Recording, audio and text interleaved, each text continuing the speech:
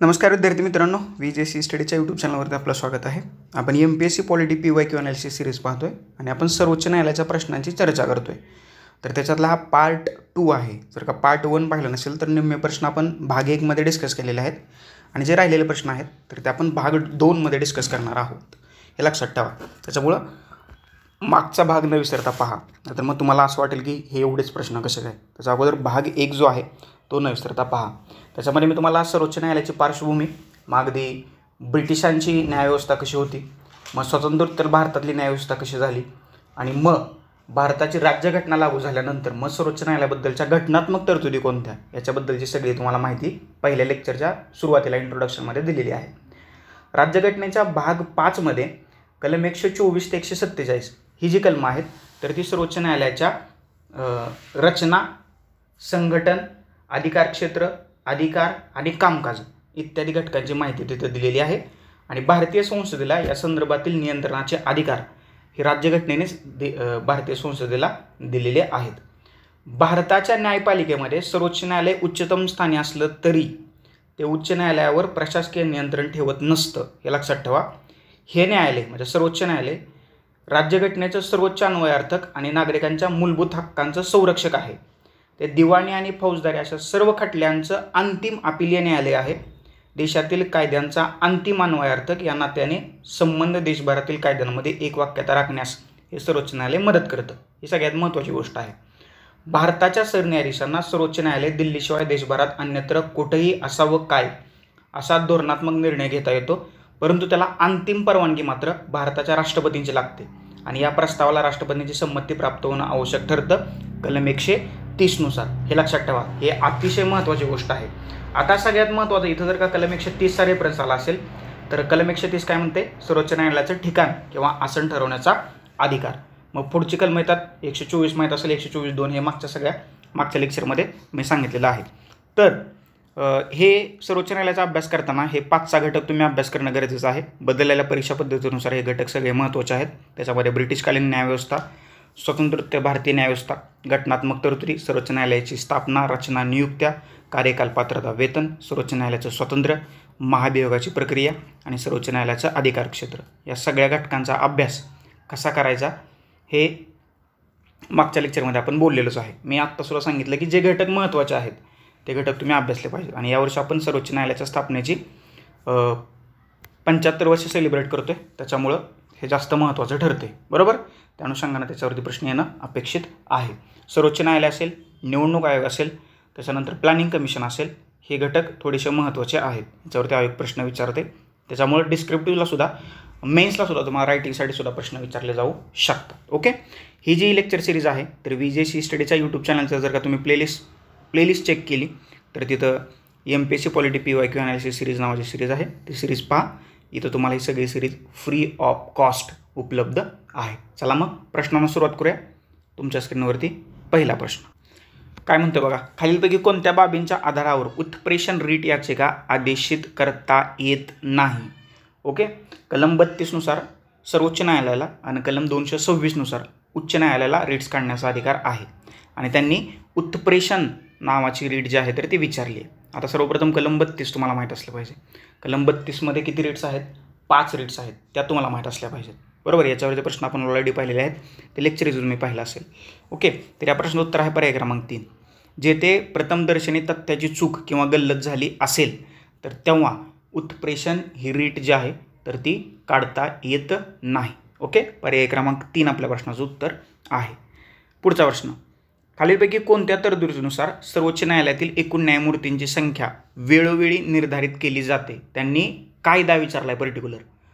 बरोबर. तो कायदा आपल्याला माहीत असला पाहिजे. बघा, भारतीय दंड संहिता हे तर गेलं, हे 4 पण गेलं. भारतीय राज्यघटना अनुच्छेद 124(2). बरोबर. आता कलम 124 सर्वोच्च न्यायालयाची स्थापना आणि घटना याच्याबद्दलची माहिती जी आहे तर ती देतं. कलम 124(2) नुसार राष्ट्रपतीद्वारे सर्वोच्च न्यायालयाच्या न्यायाधीशांची नियुक्ती केली जाते. त्याच्यामुळं 1 सुद्धा गेलं. राहिला कुठला? 3. सर्वोच्च न्यायालय न्यायमूर्तीची संख्या अधिनियम 1956 आणि या 1956च्या कायद्यानुसार बरोबर काय केली जाते न्यायमूर्तीची संख्या वेळोवेळी निर्धारित केली जाते. आणि आत्ता भारताच्या सर्वोच्च न्यायालयात 33+1 असे किती न्यायाधीश आहेत? 34. एक CJ आहे, चीफ जस्टिस ऑफ इंडिया, आणि इतर 33 न्यायाधीश.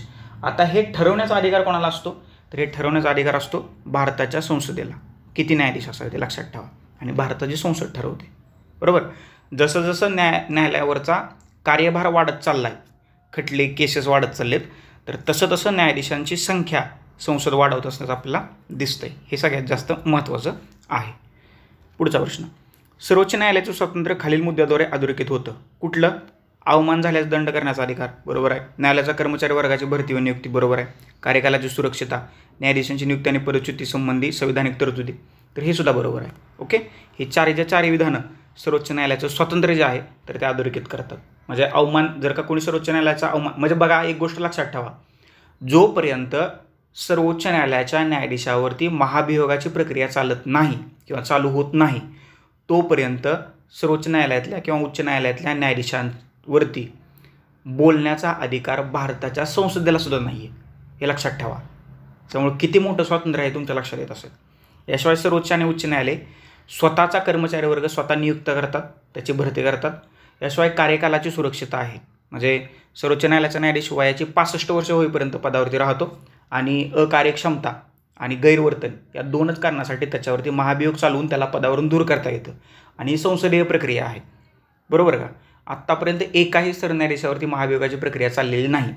एका पश्चिम बंगालच्या सरन्यायाधीशावरती सुरू झाली होती, परंतु मग काँग्रेसने तिथं मतदान नाही केलं, त्याच्यामुळे ती प्रक्रिया पूर्ण न झाली. त्याच्याच अगोदर त्या न्यायाधीशांनी रिझाईन केलं होतं. जी एवढी भयानक अवघड प्रक्रिया आहे, येते लक्षात. त्याच्यामुळे सर्वोच्च न्यायालय सर्वोच्च टॉपला आहे. ओके, टॉपचा किंग आहे. पुढचा प्रश्न, पर्याय क्रमांक 4 उत्तर आहे. न्यायालयीन पुनर्विलोकन कुठनं घेतलं आहे? अमेरिकेतनं घेतलं आहे. त्याच्याबद्दल बरोबर नसणारं विधान आपल्याला ओळखायचं आहे, म्हणजे चुकीचं विधान. 4 विधान दिलेत बघा. भारतीय राज्यघटनेने न्यायालयीन पुनर्विलोकन पद्धतीचं स्पष्ट वर्णन केलेलं नाही आहे, कारण ती आपली कन्सेप्टच नाही आहे. त्याच्यामुळे पहिलं विधान बरोबर आहे. दुसरं, भारतात न्यायालयीन पुनर्विलोकन हे कायद्याने घालून दिलेल्या पद्धती या तत्त्वाद्वारे संचलित आहे, हे सुद्धा बरोबर आहे. न्यायालयीन पुनर्विलोकन हे राज्यघटनेच्या 9व्या परिशिष्टात समाविष्ट केलेल्या कायद्यांना लागू होत नाही, हे सुद्धा बरोबर आहे. कारण 9वं परिशिष्ट न्यायालयीन म्हणजे जमिनीसंबंधीचे बरेचसे कायदे ह्या 9व्या परिशिष्टात टाकण्यात आलेले आहेत. न्यायालयीन पुनर्विलोकनामुळे निर्माण झालेल्या अडथळ्यांना पार करण्यासाठी संसद कायदे आणि दुरुस्त्या मंजूर करू शकत नाही, तर करू शकते. हे 4थं विधान जे आहे तर ते विधान चुकीचं आहे, हे लक्षात ठेवा. पुढचा प्रश्न, सर्वोच्च न्यायालयासंबंधी खाली दिलेल्या विधानापैकी कोणतं विधान बरोबर आहे किंवा आहेत? बरोबर असणारी विधान आपल्याला शोधायचे आहेत. बघा, भारताचे मुख्य न्यायमूर्ती सर्वोच्च न्यायालयाचे अधिकारी आणि कर्मचारी यांची नेमणूक कार्यकारी विभागाच्या कोणत्याही हस्तक्षेपाशिवाय करू शकतात. बरोबर आहे का? तर ॲब्सोल्युटली करेक्ट आहे. मुख्य न्यायमूर्तींच्या निर्णयानुसार सर्वोच्च न्यायालय आपली बैठक भारतात इतर कुठेही नाही. हे कोण करू शकतं? राष्ट्रपतींच्या अंतिम मंजुरी पाहिजे. त्याच्यामुळं ब चुकीचं आहे. सर्वोच्च न्यायालयाचं अधिकार क्षेत्र संसद कमी करू शकते. अधिकार क्षेत्र संसद कमी करू शकत नाही. ओके, ते आहेच घटनेनुसार. फक्त 1 बरोबर आहे. पर्याय क्रमांक 1 आपलं उत्तर आहे. अविधान जे आहे तर या ठिकाणी बरोबर आहे. पुढचा प्रश्न, भारतीय राज्यघटनेच्या कोणत्या कलमानुसार सर्वोच्च न्यायालयास आपल्या निर्णयावर व आदेशावर पुनर्विचार करण्याचा अधिकार आहे? मागच्या लेक्चरमध्ये सांगितलं होतं कलम 137, आणि कलम 137 हे आता खूप वेळा रिपीट झाले. कलम 137 काय म्हणते बघा, सर्वोच्च न्यायालयाकडून निकालपत्र किंवा आदेशाचं पुनर्परीक्षण करणं. निकालपत्र किंवा आदेशाचं पुनर्परीक्षण 137नुसार केलं जातं. 138 सर्वोच्च न्यायालयाच्या अधिकार क्षेत्राचा विस्तार आहे. 142 सर्वोच्च न्यायालयाच्या हुकुमनाम्याच्या आणि आदेशाची अंमलबजावणी, आणि 143 सर्वोच्च न्यायालयाच्या सल्लामसलतीचा राष्ट्रपतींचा अधिकार. ओके, समजलं. पुढचा प्रश्न काय म्हणतो बघा. प्रश्न पुढचा मी नाही. खालीलपैकी कोणते सर्वोच्च अधिकार क्षेत्रात समाविष्ट आहेत? सर्वोच्च न्यायालयाच्या प्रारंभिक अधिकार क्षेत्रात समाविष्ट असणाऱ्या खालीलपैकी कुठल्या गोष्टी आहेत, असं त्यांनी या ठिकाणी आपल्याला विचारले. बघा, भारत सरकार किंवा 1 किंवा अधिक राज्य, बरोबर आहे. 2 किंवा अधिक राज्य, बरोबर आहे. संसदेच्या कोणत्याही सभागृहांच्या निवडणुकीसंबंधीचा वाद नाही, हे चुकीचं आहे. आंतरराज्य पाणी, हे सुद्धा चुकीचं आहे. तर अ आणि ब हे 2 प्रश्न बरोबर आहेत. आंतरराज्य पाणी विवाद सोडवण्यासाठी लवादाची निर्मिती करण्यात आलेला आहे, वॉटर ट्रिब्युनल्स, हे लक्षात ठेवा. त्याच्यामुळे ते काय तिथे येत नाही. अ आणि ब हे आपल्या प्रश्नाची उत्तरं या ठिकाणी आहेत. पुढचा प्रश्न, खालीलपैकी कोणतं विधान चुकीचं आहे? चुकीचं असणारं विधान जे आहे तर ते आपल्याला शोधायचं आहे. सर्वोच्च न्यायालयाचे न्यायाधीश निवृत्तीनंतर भारतात कोणत्याही न्यायालयात दावा लढू शकत नाहीत. बरोबर आहे ना, लढूच शकत नाहीत. निवृत्त न्यायाधीशास शासनांतर्गत कोणत्याही पदावर नियुक्ती करण्यास कसलाही मज्जाव नाही, जसा नियंत्रक व महालेखा परीक्षकाबाबत आहे. ओके, चुकीचं विधान ओळखायचं आहे, हे सुद्धा बरोबर आहे. सर्वोच्च न्यायालयाच्या मतानुसार परदेशी निर्णय आपल्या देशात केवळ मन वळवू शकतील एवढंच त्यांचं मूल्य असतं, ते आपल्या न्यायालयाच्या प्राधिकारावर बंधनकारक नसतात. हे बरोबर आहे. का बंधनकारक असायला पाहिजेत? नसायलाच पाहिजेत ना परदेशी निर्णय. तर पर्याय क्रमांक 4 जे आहे तर ते या ठिकाणी आपल्या प्रश्नाचं उत्तर आहे. बरोबर. पुढचा प्रश्न, खालीलपैकी कोणते उच्च न्यायालय आणि सर्वोच्च न्यायालय या दोन्हीच्या अधिकार क्षेत्राखाली येतं? काय येतं असं त्यांनी विचारले. काय येतं? सगळ्यात महत्त्वाची गोष्ट, मूलभूत हक्कांच्या संरक्षणासंबंधीचे विवाद. लक्षात ठेवा, कलम 32 आणि कलम 226. कलम 32 सर्वोच्च न्यायालय आणि कलम 226 उच्च न्यायालय. That's it. ओके, ही 2 कलमं लक्षात ठेवायची. पुढचा प्रश्न, सर्वोच्च न्यायालयाने पुढील कोणत्या खटल्यात नैसर्गिक न्यायाचं तत्त्व, natural justice principle of natural justice, तर मनेका गांधी खटला 1978चा. हे लक्षात ठेवा. राईट टू लाईफ आर्टिकल 21शी संबंधित असणारा सगळ्यात मोठा खटला आहे. व्यापक अर्थ लावण्याचा प्रयत्न केलेला आहे सर्वोच्च न्यायालयाने या खटल्याच्या बाबतीत, आर्टिकल 21चा. Okay, that's it. पुढचा प्रश्न, विशेष परवानगी अपिलाची दखल घेण्यास सर्वोच्च न्यायालय संविधानाच्या डॅश डॅश अनुच्छेदानुसार सक्षम आहे. कुठला? कलम 136 नुसार. पर्याय क्रमांक 4, 136. पुढचा प्रश्न, भारतीय राज्यघटनेनुसार सर्वोच्च न्यायालयाशी पुढील व्यक्ती सल्लामसलत करू शकते. कोण करू शकते? कोण करू शकते?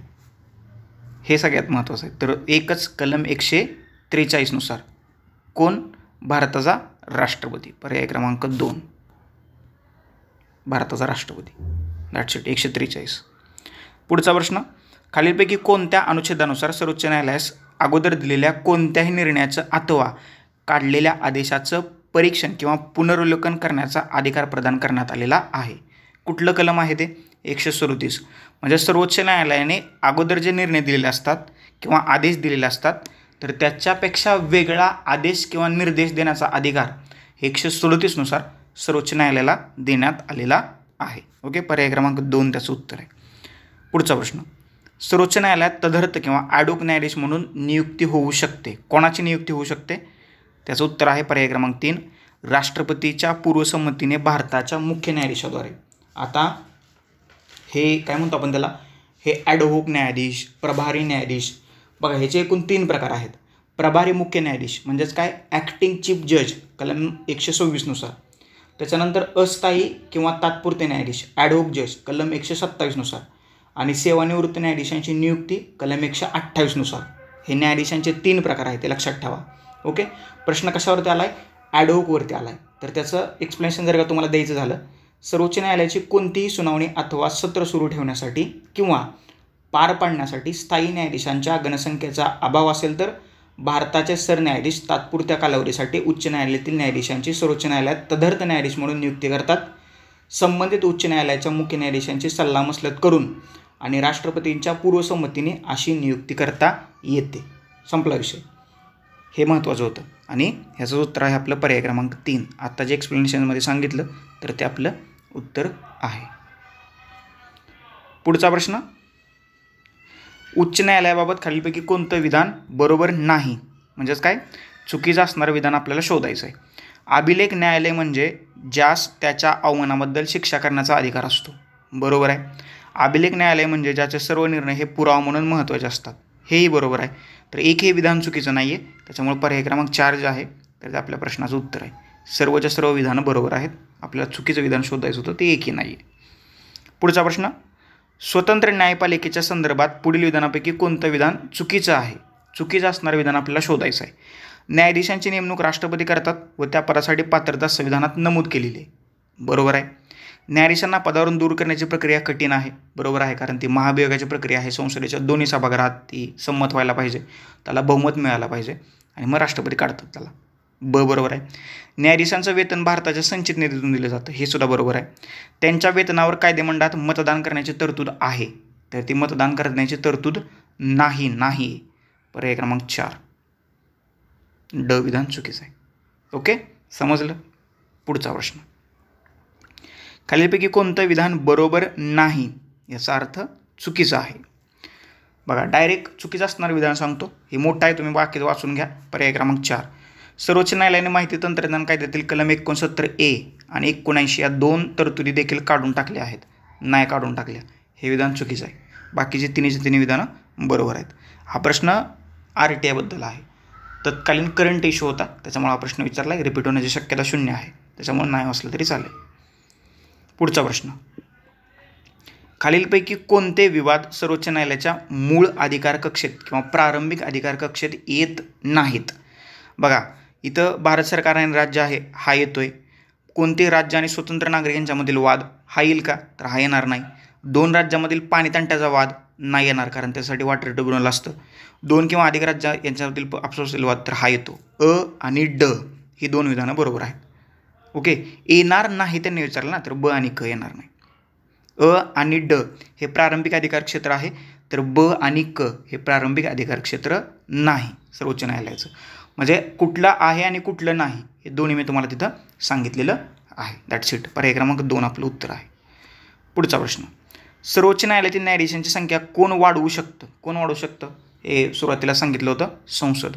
संसदेला तो अधिकार देण्यात आलेला आहे. आणि सध्या भारताच्या सर्वोच्च न्यायालयात 1+33 = 34 एवढे न्यायाधीश आहेत. एक CJI chief justice of India आणि इतर 33 न्यायाधीश. पुढचा प्रश्न मोठा प्रश्न आहे. चुकीच्या असणाऱ्या तरतुदी आपल्याला ओळखायच्यात. सर्वोच्च न्यायालय आणि उच्च न्यायालय यांचं स्वातंत्र्य संविधानाने कशा प्रकारे संरक्षित केलं आहे याविषयी पुढील तरतुदी दिल्या आहेत आणि त्याच्यापैकी चुकीची तरतूद आपल्याला ओळखायची आहे. सर्वोच्च न्यायालय आणि उच्च न्यायालय यांना त्यांच्या अवमानासंबंधी शिक्षा देण्याचा अधिकार आहे. आहे का? तर आहे. पुढचा, सर्वोच्च न्यायालय आणि उच्च न्यायालयाचे अधिकारी आणि सेवक यांची नेमणूक संबंधित न्यायालयातील प्रमुख न्यायाधीश करतात. करतात का? तर करतात. राष्ट्रीय न्यायिक आयोग न्यायाधीशांच्या नेमणुका सुचवतात का? तर सध्या ते बंद झाले. न्यायाधीशांच्या बदलीसाठी स्वयंस्पष्ट मार्गदर्शक तत्त्वे नमूद आहेत का? नाहीत. अ, क आणि ड ही चुकीची 2 वाक्य आहेत. क आणि ड असा पर्याय किती नंबरचा आहे बघा? पर्याय क्रमांक 4. खालीलपैकी कोणतं विधान बरोबर आहेत? बरोबर असणारे विधान आपल्याला ओळखायचे आहेत. मतदारसंघाच्या परिसीमनात सर्वोच्च न्यायालय हस्तक्षेप करू शकत नाही. बरोबर आहे, नाही करू शकत. कायद्याने सुनिश्चित केलेली प्रक्रिया अंगीकारून एखाद्या व्यक्तीला अटक किंवा स्थानबद्ध केलं असेल तर सर्वोच्च न्यायालय त्याच्याबाबत प्रश्न विचारू शकत नाही. हे सुद्धा बरोबर आहे. स्थानबद्ध केलं असेल तर 2-3 महिने स्थानबद्ध केलं जाऊ शकतं बरं का तुम्हाला. संसदेने पारित केलेला कायदा घटनाबाह्य आहे असं सर्वोच्च न्यायालय जाहीर करू शकत नाही. हे विधान मात्र चुकीचं आहे. ओके, त्यासाठी तर ज्युडिशियल रिव्ह्यू दिला आहे ना. संसदेने जर काही एखादा कायदा पारित केला तर तो घटनाविरोधी आहे की नाही हे ठरवण्याचा अधिकार जो आहे तर तो भारताच्या सर्वोच्च न्यायालयाला आहे. आणि क चुकीचं आहे. बघा काय म्हणते, एखादे विधेयक अर्थविषयक विधेयक आहे अथवा नाही या संदर्भातील अध्यक्षांच्या निर्णयावर सर्वोच्च न्यायालय प्रश्न विचारू शकत नाही. तर ड सुद्धा बरोबर आहे. ओके, तर अ, ब आणि ड ही 3 विधानं बरोबर आहेत. अ, ब आणि ड. पर्याय क्रमांक 2 उत्तर आहे आपलं. पुढचा प्रश्न, खालील मुद्द्यांचा विचार करा आणि मग उत्तर ठरवा असं MPSCने प्रश्न विचारला. संविधान अंमलात आल्यानंतर 1991-93 पर्यंत प्रथम न्यायमूर्ती रामास्वामी यांच्याविरुद्ध महाभियोग प्रक्रिया सुरू करण्यात आली. बरोबर आहे का? बरोबर आहे. समितीला न्यायाधीश दोषी आढळले का? आढळले. काँग्रेस पक्षाने लोकसभेत ठरावाच्या विरोधात मतदान केलं. काँग्रेस पक्षाने मतदानच केलं नाही, त्यांनी त्याग केला. त्याच्यामुळे ही महाभियोग प्रक्रिया मंजूर झाली नाही. अ आणि ब 2 बरोबर आहेत.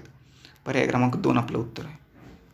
मागाशी सांगितलं होतं मागच्या प्रश्नाच्या वेळेस. खाली दिलेल्या पर्यायापैकी भारताच्या सर्वोच्च न्यायालयाने निवडणूक प्रक्रियेत सुधारणेसंदर्भात कोणते महत्त्वपूर्ण निर्णय दिलेले आहेत? कुठले महत्त्वपूर्ण निर्णय दिलेले आहेत ते तुम्हाला सांगायचं आहे. इलेक्ट्रॉनिक वोटिंग मशीनचा वापर नाही दिला. EVMवर आणि मतपत्रिकेवर नोटा हा पर्याय असावा का? असावा. एक लेक्चर आपण नोटा भारतात का फेल झाला आहे याच्याबद्दलचं एक लेक्चर आपल्या यूट्यूब चॅनलवरती उपलब्ध आहे. पाहिलं नसेल तर पहा, महत्त्वाचं लेक्चर आहे. त्याच्यानंतर गुन्हा अपराध सिद्ध झाल्याच्या दिनांकापासून संसद सदस्य, खासदार आणि आमदार अपात्र ठरतो हे सुद्धा सांगितले. तर ब आणि ड हे सर्वोच्च न्यायालयानं निवडणुकीच्या बाबतीत दिलेले 2 महत्त्वाचे निर्णय आहेत. तर ते ऑप्शन किती नंबरचा आहे बघा, तो आहे पर्याय क्रमांक 4 ब आणि ड. That's it. ओके, आगे बढ़ो. कॉलेजियम व्यवस्था समाप्त करणारं संविधान संशोधन विधेयक 2014 लोकसभा आणि राज्यसभामध्ये क्रमशः खालील मताने मंजूर झालं. आता हे 2014 म्हणजेच 99वी घटना दुरुस्ती, हे कसा काय त्यांनी प्रश्न विचारला काय माहीत. या प्रश्नाचं उत्तर मला वाटत नाही. जर का हे त्यावेळेस करंट अफेअर्स होतं आणि करंट अफेअर्स वाचला असलं तर हा प्रश्न सुटला असेल. आता हा प्रश्न इररिलेव्हंट आहे. त्याचं उत्तर पर्याय क्रमांक 4 आहे. लोकसभेमध्ये 368 आणि राज्यसभेमध्ये 169 मतांनी हे पारित झालं होतं त्यावेळेला 2014ला 99वी घटना दुरुस्ती. लक्षात ठेवा. पुढचा प्रश्न, सर्वोच्च न्यायालयाने मतदारांना इतक्यात काय दिले, म्हणजे 2013ला काय दिलं होतं असं त्यांनी विचारलं आहे. तर नकारात्मक मतदानाचा हक्क 2013ला देण्यात 2014 पासून लोकसभेच्या निवडणुकीची अंमलबजावणी व्हायला लागली. नोटाची नन ऑफ दी अबाव, वरीलपैकी एकही नाही आहे. 2013ला हे सर्वोच्च न्यायालयाचा निकाल होता. ओके, ते नोटाचं लेक्चर पाहून घ्या. आपल्याच VJC स्टडीच्या यूट्यूब चॅनलवरची भारतीय संविधान नावाची जी लेक्चर सिरीज आहे, तर त्या लेक्चर सिरीजमध्ये तुम्हाला ते लेक्चर पाहायला मिळेल. ओके, समजलं. चलो आगे बढ़ो. सर्वोच्च न्यायालयाच्या न्यायाधीशांच्या आर्थिक स्वातंत्र्याबाबतच्या तरतुदींचा विचार करा. आर्थिक स्वातंत्र्याचे जे महत्त्वाचे पाठ आहेत मी मागाशी सांगितले तुम्हाला. संसद कायदा करून त्याचं वेतन आणि भत्ते ठरवते का, तर ठरवते. नियुक्तीनंतर त्यांना नुकसानकारक होईल अशा प्रकारे वेतन भत्ते निवृत्ती होते, याच्यात बदल करता येत नाही, हे सुद्धा बरोबर आहे. सर्व खर्च भारताच्या संचित निधीतून दिला जातो, हे सुद्धा बरोबर आहे. आर्थिक आणीबाणीच्या काळात राष्ट्रपती त्यांच्या वेतनात आणि भत्त्यात कपात करू शकतात. ते शकतात का, कपात करू शकतात. पर्याय क्रमांक 4. पण कधी करू शकतात, आर्थिक आणीबाणीचं कलम कोणतं, कलम 360. हे लक्षात ठेवा. 352, 356 आणि 360 आणि याच्या पलीकडचं कलम आहे 365. 365 आणि 356 हे राष्ट्रपती राजवटीशी संबंधित कलम आहेत. 352 राष्ट्रीय आणीबाणी आणि 360 आर्थिक आणीबाणी. आजपर्यंत एकदा हे भारतात आर्थिक आणीबाणी लागू झाली नाही, हे महत्त्वाचं आहे. पुढचा प्रश्न, भारताचं सर्वोच्च न्यायालय या दिवशी अस्तित्वात आलं. कधी अस्तित्वात आले, तर 26 जानेवारी 1950 पहिली बैठक. ओके, जर का पहिलं लेक्चर पाहिलं असेल पार्ट 1, तर त्याच्यामध्ये मी म्हणजे ब्रिटिश ज्यावेळेस भारतात आली तर ब्रिटिशकालीन भारतीय न्यायव्यवस्था, त्याच्यानंतर स्वतंत्रोत्तर भारतातली न्यायव्यवस्था आणि मग संविधान लागू झाल्यानंतरची भारतीय राज्यव्यवस्था, 1935चा जो भारत सरकारचा कायदा होता त्याच्याबद्दल, त्याच्यात जे फेडरल न्यायालय होतं त्याच्याबद्दलच्या तरतुदी, सगळ्या गोष्टी मी तुम्हाला तिथं सांगितलेल्या आहेत. ते एकदा पहिलं लेक्चर पाहून घ्या, बऱ्याचशा गोष्टी क्लिअर होतील. सगळ्यात महत्त्वाची गोष्ट म्हणजे भारतातलं जी न्यायव्यवस्था आहे तर ती एकात्म स्वरूपाची आहे, इंटिग्रेटेड स्वरूपाची न्यायव्यवस्था असल्याचं आपल्याला दिसतंय.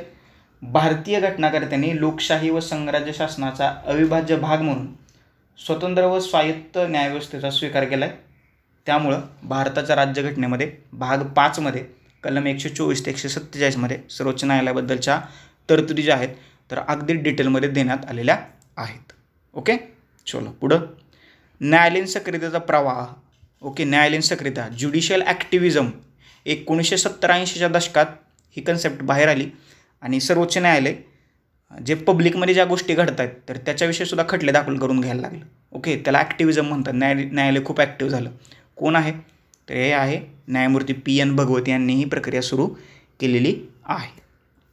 पुढचा प्रश्न, खालीलपैकी कोणत्या महत्त्वपूर्ण निवाड्यामध्ये सर्वोच्च न्यायालयाने कामाच्या ठिकाणी होणारा लैंगिक छळ त्याची चौकशी करण्यासाठी आवश्यक कार्यपद्धती व उपाययोजना यासंबंधी मार्गदर्शक तत्त्वे नमूद केलेली आहेत.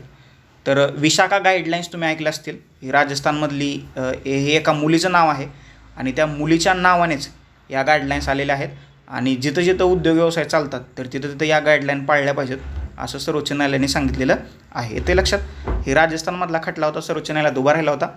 ही विशाखा नावाची मुलगी होती आणि या मुलीच्या नावाने ह्या गाईडलाईन जारी केलेल्या आहेत. म्हणजे कामाच्या ठिकाणी महिलांवरती जो अन्याय अत्याचार होतोय तर त्याच्याशी संबंधित असणारा हा खटला होता. तुम्ही SHE बॉक्स ऐकला असेल बघा, SHE बॉक्स हा एक डिजिटल एक वेब पोर्टल आहे. म्हणजे महिला जिथं जिथं काम करतात तिथं जर का त्यांच्यावरती अन्याय अत्याचार त्यांचा लैंगिक छळ होत असेल तर तुम्ही डिजिटलरित्या कंप्लेंट तिथं नोंदवू शकता. SHE box he government of इंडियाची म्हणजे केंद्र सरकारची एक योजना आहे. याच्याबद्दल तुम्ही करंट अफेअर्समध्ये थोडंसं वाचून घ्या.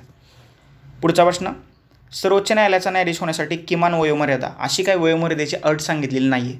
तो 5 वर्ष न्यायाधीश असावा, 10 वर्ष वकील असावा, तो भारताचा नागरिक असावा आणि राष्ट्रपतींच्या मते तो कायदेतज्ञ असावा, एवढीच अट सांगितली. ओके, वयाची अट नाही आहे. परंतु सर्वोच्च न्यायालयाचा न्यायाधीश वयाच्या 65 वर्षापर्यंत पदावरती राहील असं मात्र राज्यघटनेत सांगितले. ओके, चलो आगे बढो. पुढचा प्रश्न, सर्वोच्च न्यायालयाच्या न्यायाधीशाला पदमुक्त करण्यासाठी कुठली प्रक्रिया आहे? महाभियोगाची प्रक्रिया आहे. आणि महाभियोगाची प्रक्रिया कोण ह्याच्यामध्ये सहभागी असतं? भारताची संसद. आणि मग भारताची संसद ही प्रक्रिया मंजूर करते आणि हा निर्णय राष्ट्रपतींकडे जातो आणि मग राष्ट्रपती त्या न्यायाधीशांना पदच्युत करतात. हे लक्षात ठेवा.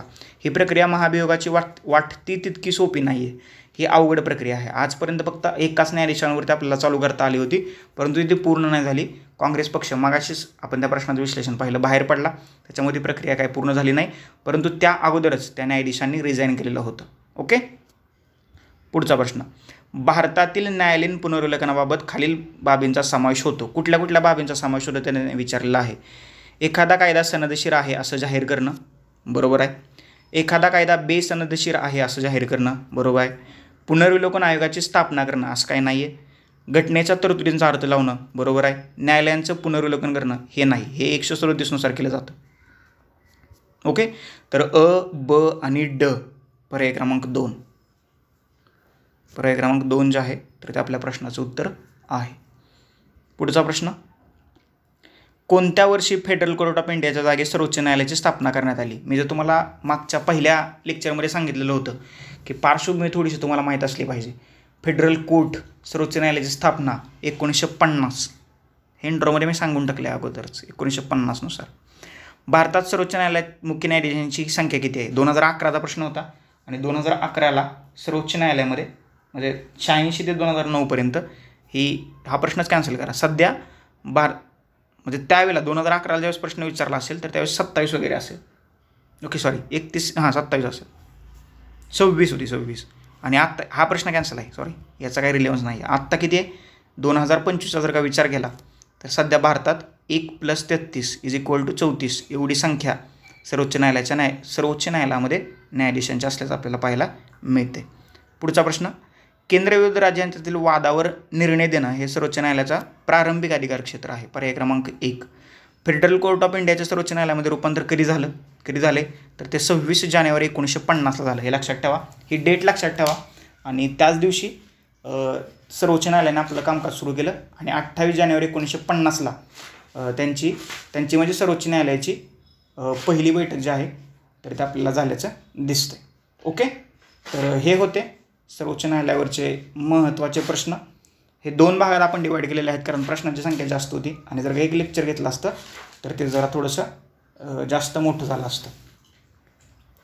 ओके, तर अशा रीतीनं सर्वोच्च न्यायालयाबद्दल आपण परीक्षाभिमुख परिपूर्ण विश्लेषणासह प्रश्नांची चर्चा आपण केलेली आहे. याच्याबद्दल जर का तुम्हाला काही डाऊट्स असतील, क्वेरीज, क्वेश्चन, सजेशन असतील तर ते सुद्धा तुम्ही एकदा बघा. सगळ्यात महत्त्वाची गोष्ट आहे, सर्वोच्च न्यायालयाच्या न्यायाधीशांना पगार किती असतो? तर 2024-25चा विचार करता सरन्यायाधीशांना सध्या 2.80 लाख म्हणजे 2,80,000 एवढं वेतन आहे. तर अन्य न्यायाधीशांना 2.50 लाख म्हणजे 2,50,000 म्हणजे 2.5 लाख. ओके, एवढं वेतन देण्यात आलेलं आहे. आणि रिटायर होताना जेवढा त्यांना पगार असतो तर त्या पगाराचा 50% त्यांना पेन्शन मिळते. 2009 साली भारताच्या सरन्यायाधीशांचं वेतन 33,000वरून 1 लाख प्रति महिना केलं. न्यायाधीशांचं वेतन 30,000वरून 90,000 केलं. 1950 साली त्यांचं वेतन 5,000 होतं आणि तर न्यायाधीशांचं 4,000 होतं. याशिवाय त्यांना भत्ते, मोफत निवास, वैद्यकीय उपचार, वाहन, टेलिफोन यासारख्या अन्य सुविधाही पुरवल्या जातात. त्याच्यामुळं न्यायाधीश होणं कधीही चांगलंच. ओके, तर अशा रीतीनं हे महत्त्वाचे प्रश्न आपण इथं पाहिलेले आहेत. ओके, याच्याबद्दल जर का तुम्हाला काही डाऊट, क्वेरीज, क्वेश्चन, सजेशन असतील कमेंट बॉक्समध्ये कमेंट करू शकता. लेक्चर आवडला असेल तर लाईक करा, जास्तीत जास्त लोकांपर्यंत शेअर करा. चॅनल अजूनही सबस्क्राईब केलं नसेल तर चॅनल सबस्क्राईब करा. MPSC आणि UPSCच्या दृष्टीनं काही फ्री लेक्चर सिरीज आपल्याकडे सुरू आहेत आणि त्या कुठं सुरू आहेत तर VJC स्टडीच्या यूट्यूब चॅनलवरती. ओके, चॅनल सबस्क्राईब केलं नसेल तर चॅनल सबस्क्राईब करा. शेजारीची बेल आयकन दिली ती प्रेस करा जेणेकरून नवीन लेक्चरचे नोटिफिकेशन सर्वात पहिल्यांदा तुम्हाला येतील. ओके, येते लक्षात. तर सध्या 5 सोशल मीडियावरती आम्ही उपलब्ध आहोत. त्या 5 सोशल मीडियाच्या लिंक्स तुम्हाला खाली डिस्क्रिप्शन बॉक्समध्ये दिलेल्या आहेत. तर त्या 5 सोशल मीडिया कुठल्या? त्याच्यामध्ये फेसबुक आहे, इंस्टाग्राम आहे, व्हॉट्सअप, यूट्यूब, टेलिग्राम, ट्विटर या 5 सोशल मीडियाच्या लिंक्स खाली आहेत. त्या लिंकवरती क्लिक करा आणि VJC स्टडी या ऑनलाईन लर्निंग प्लॅटफॉर्मला जॉईन व्हा. तुर्तास आता आपण इथं थांबूया. Thank you so much. धन्यवाद मित्रांनो. नेक्स्ट लेक्चरमध्ये आपण भेटूयाच.